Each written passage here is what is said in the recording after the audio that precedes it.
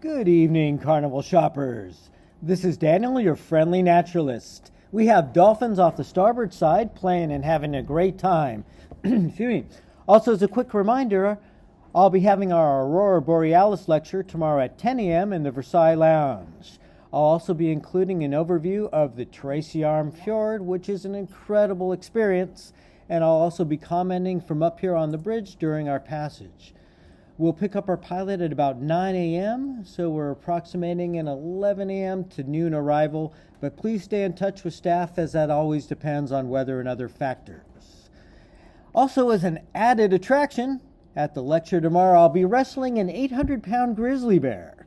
The bear, named Fred, has an impressive winning streak of 380-0, with 220 of those wins against passengers and 160 against crew, which is why we need more kitchen staff.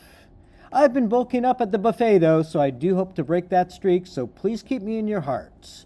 Also, please remember, since this is not in the casino itself and is not an officially sanctioned carnival event, no wagering is allowed.